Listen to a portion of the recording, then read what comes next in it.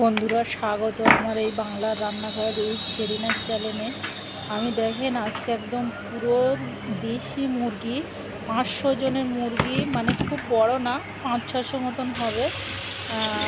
ভালো করে কুটে বেছে ছাড়িয়ে নিয়েছি। ছাড়িয়ে নেওয়ার পরে আমি আলুটা লাল লাল করে ভেজে নিয়েছি। নেওয়ার পরে আমি ওই তেলেই পেঁয়াজ আর একটা তেজপাতা দিয়ে লাল লাল করে ভেজে নেব। ভেজে নেওয়ার পরে আমি মিক্সারে আদা রসুন কাঁচা লঙ্কা জিরে মরিচ আর এলাচ দারচিনি লবঙ্গ একসঙ্গে আমি মিক্সারে মিক্স করে নিয়ে পেঁয়াজ বাটায় পেঁয়াজ লাল করা মানে তেলে দিয়ে দিলাম।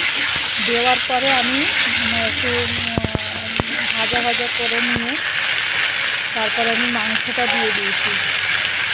মাংসটা দেওয়ার পরে আমি একটু লবণ দিলাম, দিয়ে কষা কষা করে নিলাম। কষে নিয়ে তারপরে আমি একটু হলুদের গুঁড়ো দিয়ে দেবো।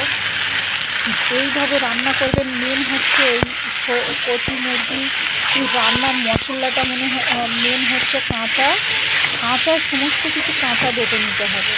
তো ওই জন্য কাঁচা লঙ্কা বেটে নিলাম। আমি আর গুঁড়ো ঝাল বেটে ব্যবহার করবো না। কাঁচা ঝাল কাঁচা মরিচ জিরে আপনারা একসঙ্গে মিক্সারে বেটে নিয়ে এই রান্নাটা দেখতে এমন লাগছে, কিন্তু খেতে যারা খেয়েছেন তারা বুঝবেন যে এই রান্নার কি সুন্দর একটা ফ্লেভার বা সেন্ট আছে। হলুদটা দিয়ে দিয়েছি, কিন্তু না খেলে বুঝতে পারবেন না। গরম ভাতের সঙ্গে এইভাবে কোনো অসুস্থ মানুষ বা এমনি বাড়িতে ছোট্ট করে রান্না পোলট্রির মাংস এখন খেতে খুবই অসুবিধে, মানে অনেক ভ্যাকসিন বা যেসব খাবার খেয়ে বড়ো হয়, তো খাওয়া ঠিক নয়। কিন্তু আপনাদের ফ্যামিলি যদি অল্প থাকে, কিন্তু 2-3 আর 4 জনের এই অল্প মাংসটা কি রান্না করে খাওয়া হামেশাই খাওয়া যাবে। ছোটো মুরগি রান্না করে খেতে কিন্তু এর শরীরের পক্ষে উপকার আর খেতেও খুব সুস্বাদু। না খেলে আর বুঝতে পারবেন না। কিন্তু এই রান্নার মেন উপকরণ হচ্ছে মশলা। কাঁচা সমস্ত কিছু সঙ্গে সঙ্গে বেটে রান্না করবেন। বেটে রান্না করলে এর একটা ফ্লেভার আছে। যেহেতু ছোট মুরগি, ওই জন্য আমি আলুটা কড়া করে মানে এমনভাবে ভেজে নিয়েছি যেন আলুটা আর কি আপনার অতটা বেশি মানে হাফ গলেছিল। ওই জন্য এবার দিয়ে আমি আমার ঝোলটা মরে এসছে। আমি এবারে একেবারে ঝোল দিয়ে দেবো।